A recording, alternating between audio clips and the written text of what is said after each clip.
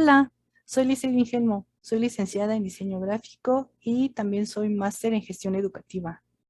A la fecha tengo casi 11 años de experiencia en docencia, tanto en bachillerato como en licenciaturas en diseño gráfico y animación. El propósito de este video es presentarles la propuesta de cómo yo enseño arte, ya sea historia del arte o simplemente interpretación artística. Uno de los errores que he podido detectar a la hora de estudiar, que también me pasó cuando yo era estudiante, es que muchas veces nada más nos exponen a la obra y deducen que vamos a interpretar todas las obras por arte de magia. Y no es una magia, es una ciencia muy hermosa que se puede aprender con métodos muy sencillos. La primera de ellas, a la que me gusta iniciar, es la sensibilidad del material. A eso hay que sumarle el contexto socioeconómico, cultural, político y económico del momento en el que el artista se encontraba trabajando. Al comprender todo eso es mucho más sencillo dar una interpretación. La interpretación en el arte no es como una ciencia exacta. 2 y 2 siempre va a ser 4. En caso del arte no es así. No hay errores, pero tampoco hay una respuesta universal. Eso va a depender de cada uno de nosotros, cómo percibimos el arte, cómo lo podemos experimentar y cómo lo podemos pues, llevar a nuestra vida cotidiana. Entonces, esa es la peculiaridad que sucede con el arte, sobre todo con el arte moderno, que es un poco más de complejo de entender. Sin embargo, sí es posible comprenderlo. Lo que sí es que nunca vamos a poder interpretar al 100% lo que el artista estaba intentando reproducir, por muchos factores, entre esos el contexto en el que el mismo artista se encontraba, pero en el contexto emocional. Entonces, en la parte emocional, nosotros como usuarios no podemos interpretarla. Sin embargo, el resto del contexto sí es posible comprender el arte desde la prehistoria hasta el arte moderno. Voy a compartir mi pantalla para ver la introducción que a mí me gusta dar.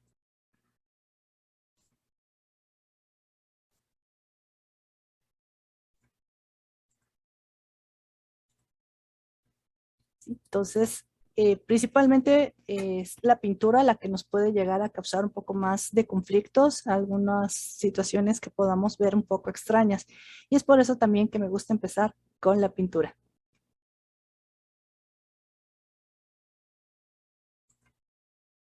Vamos a cambiar aquí la configuración para ver un poco mejor. Bien, vamos a ver. Por principio de cuentas, me gusta tener un pequeño test, ¿sí? En el cual es una pequeña guía para el estudiante. Es lo que comúnmente se llama examen diagnóstico, pero me gusta verlo de una manera un poco más sencilla. Entonces, test. Esta vez lo voy a ir contestando para ver. Este es de Coplay, ¿sí? Entonces,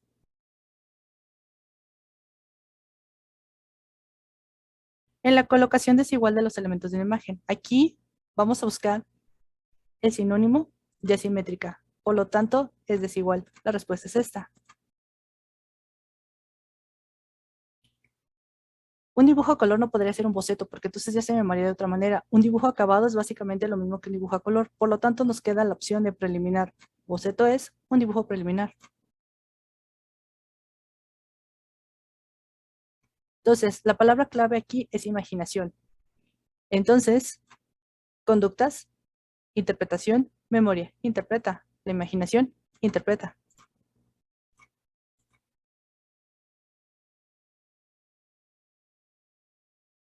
Hay que visualizar qué quiere decir peso. De eso lo aumentamos a visual. Entonces, no es que nos pesen los ojos, sino la composición tiene una armonía, tiene un qué. Entonces, valorar la importancia de formas de mayor interés en la obra. Peso, mayor, visual, interés.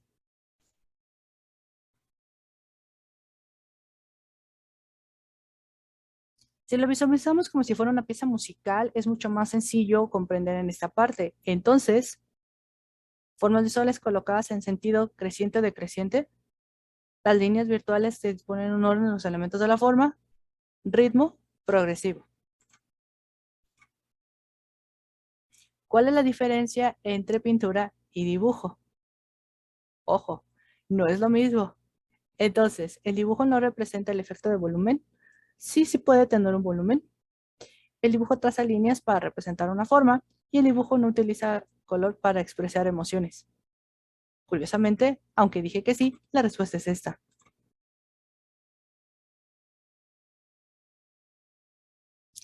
Valor. ¿Qué le da el valor a las cosas?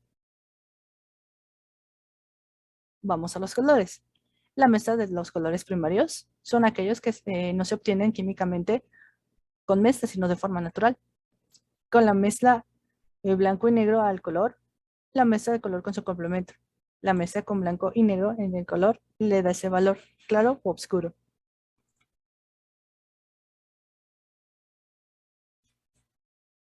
Científico matemático no puede ser. Histórico social podría resultar, pero es mucho más lógico el estético artístico. Ocupar espacio libre y diseñar cosas para el hogar también puede ser un oficio. Armar objetos decorativos que cambien el espacio, eso es diseño de interiores. Por lo tanto, pensar por medio de la expresión y el diálogo consigo mismo. Una pieza de museo también puede ver en casa. Un producto de la naturaleza, efectivamente no, porque lo hacemos nosotros. Entonces, es una creación humana que comunica.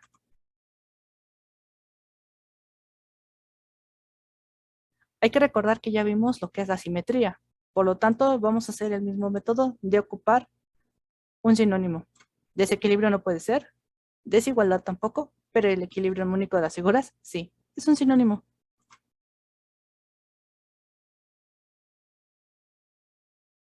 Ya habíamos ocupado el término composición. Por lo tanto, ya no ocupamos el término ritmo, pero sí un arreglo, reflexión, se integran y organizan. Pues se integran y organizan. Y es una manera. Tuvimos dos mal, vamos a ver por qué.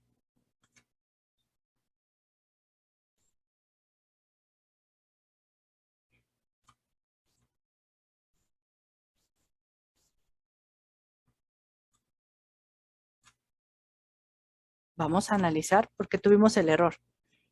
La respuesta que habíamos dado es líneas virtuales y es formas visuales. También de los errores se aprende. Vamos a ver en qué nos equivocamos. Exactamente. ¿Cuál es la diferencia? Intencionalmente hice está mal. ¿Por qué? Era para ver si estaban prestando atención. Efectivamente, lo dije desde un inicio, no puede ser el volumen. El dibujo traza líneas para representar una forma. Y en el estricto orden, en la pintura, no hay líneas. Simplemente es eso.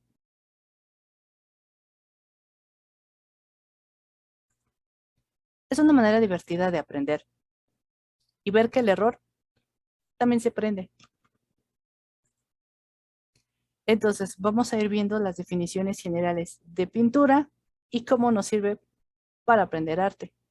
La pintura es el arte de la representación gráfica, utilizando pigmentos mezclados con otras sustancias aglutinantes orgánicas o sintéticas. Los pigmentos son todos aquellos minerales donde se obtiene el color. Y el aglutinante es un tipo de pegamento, unión, que permite que el pigmento se adhiera, ya sea primero a la parte mater, es decir, los tubos de pintura, las pinturas sintéticas, como vengan presentadas, y el aglutinante es aquel fijador que va a hacer que se adhiera a nuestro lienzo. En este arte se emplean técnicas de pintura, conocimientos de teoría del color y de composición pictórica y el dibujo, aunque si bien no es necesario dibujar para poder pintar. La pintura como materia está compuesta por dos elementos fundamentales, como repaso, los pigmentos y el aglutinante. Los pigmentos son sustancias minerales o químicas en forma de polvo en diversos colores diversos. Sí, ya también necesitamos a veces de la ayuda de la química, aunque todavía hay muchas regiones en las que todavía se hacen los pigmentos de forma natural. La pintura es una palabra que abarca un extenso campo. Es una técnica artística que consiste comúnmente en plasmar con un líquido viscoso en un lienzo. El lienzo no solamente es la tela, también hay papel y cartón. Líneas y manchas formando figuras, texturas y formas que darán paso a una obra de arte de acuerdo a la visión y objetividad del observador. Visión y objetividad del observador. Hay que recordar estas palabras, son clave para todo.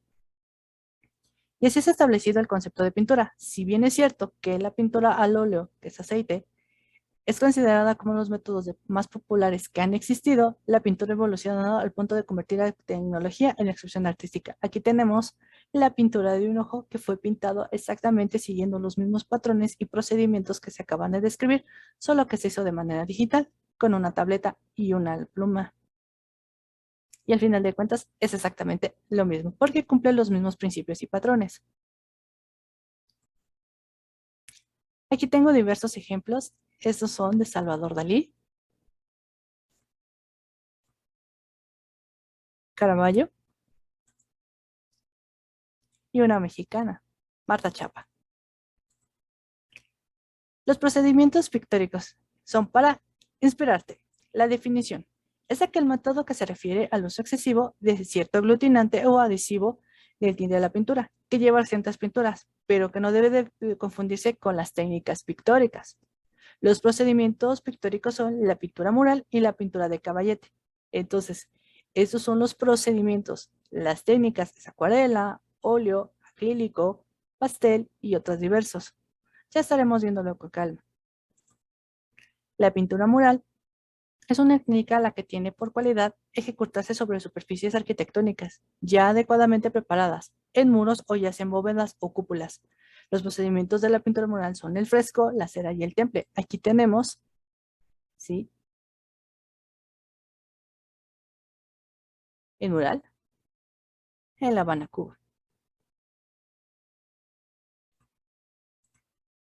El fresco, que a veces puede causar un poco de bromas cuando se refiere al término, pero vamos a ver por qué. Se ejecuta sobre un muro, cuando la superficie donde se ejecutará la obra todavía está fresca.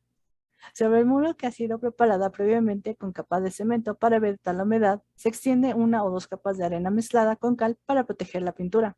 El dibujo que se tiene de antemano debe estar cuidadosamente puesto en lo que se llama cartones. No es el cartón que conocemos, por eso está entre comillas.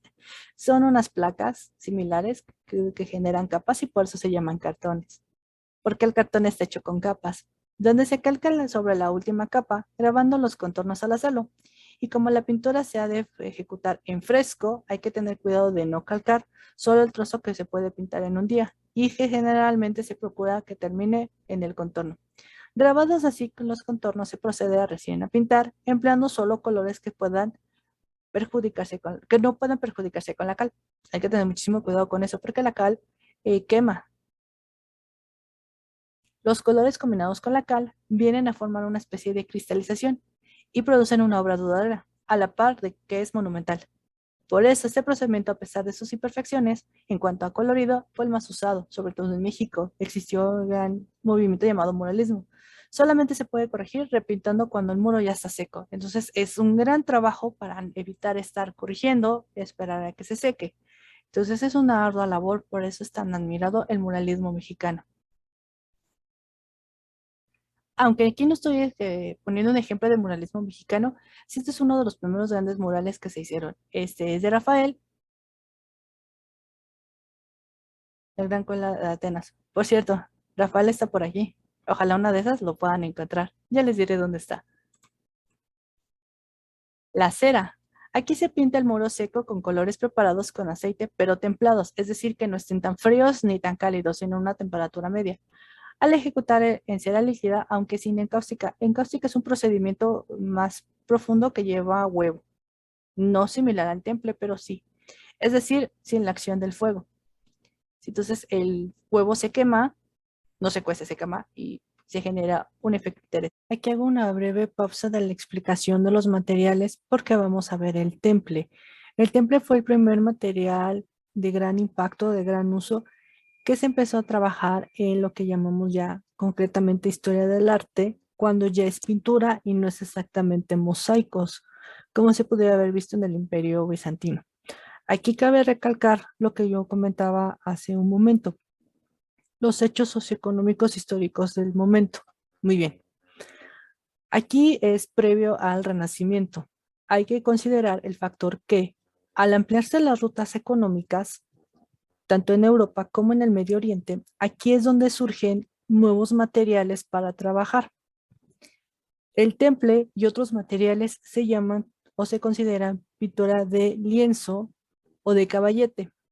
Ya el lienzo es cuando es un objeto más pequeño y caballete es una base de madera donde se coloca el lienzo para trabajarlo y no se mueva. Entonces ya no es lo mismo que trabajar en un muro, ya son lienzos un poco más pequeños. Entonces aquí es donde empieza a surgir el temple, que ya es pigmentos más finos, más amplia la variedad de color, aunque todavía no tanto porque no implica tanto la parte química y entonces ya se empieza a surgir previo al óleo. No vamos a indagar en ese material, sino que vamos a ver otro que es pastel. Es una barrita pastel. ¿Sí? Entonces vamos a ver otro enfoque. No quise empezar con óleo porque si bien es fantástico, hay materiales con los que podemos iniciar. Entonces, quise hacer esta pequeña pausa para aclarar. Entonces, como comentaba, también los hechos históricos son los que le dan relevancia a las técnicas y los procedimientos de pintura. Entonces, continuamos con la explicación.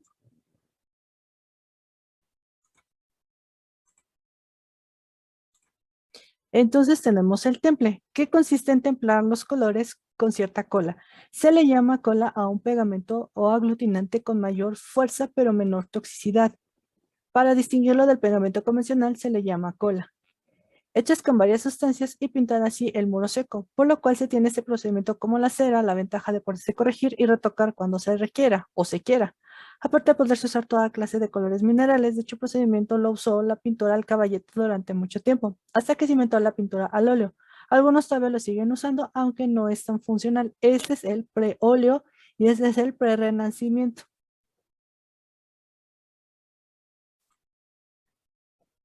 Llegamos así a la pintura de caballete, que decía es un procesamiento verdaderamente independiente que tiene el lienzo o la tabla para pintar. Estos tipos se realizan en formatos más reducidos que son acuarela, acrílico, óleo, pastel y técnicas mixtas. Vamos a ver del pastel. Consiste en pintar generalmente sobre papel, pero suficientemente granoso. Esto es para que el material deslice correctamente, con lápices de colores o con polvillos de los mismos. El pastel viene en tres presentaciones, en polvo, en barra, que es la más comercial que podemos comprar en las tiendas de arte, y también en lápices extendidos con los dedos o con esfumino, que es un pequeño cartón comprimido que permite difuminar los colores, de modo que se ofrecen en el dos variedades, una que semeja al dibujo y la otra que es propiamente pictórica, como el ejemplo que estamos viendo aquí.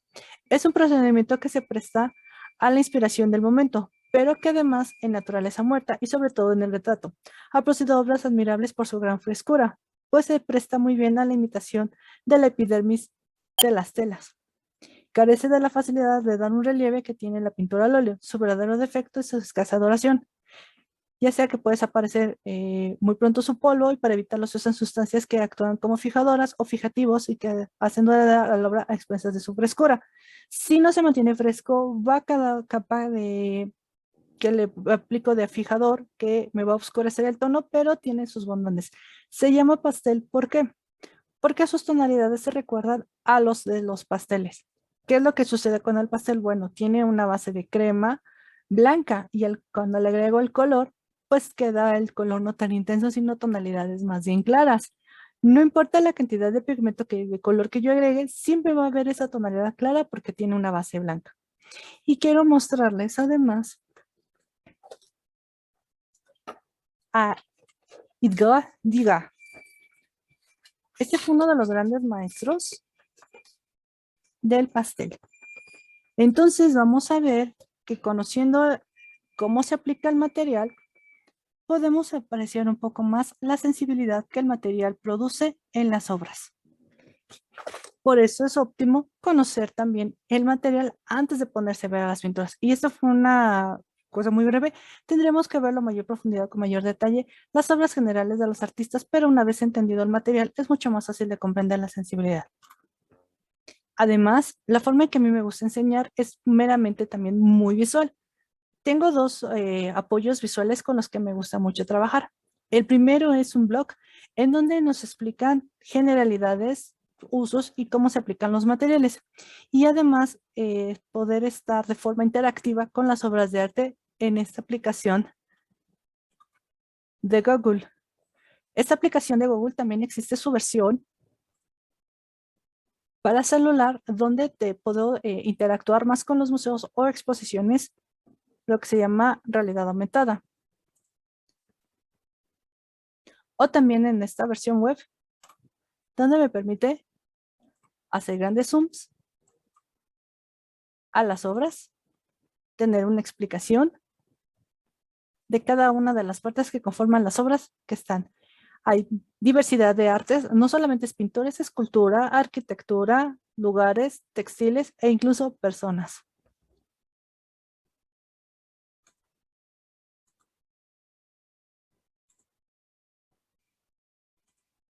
Así que esto es todo por mi parte. Espero que esta explicación haya sido grata.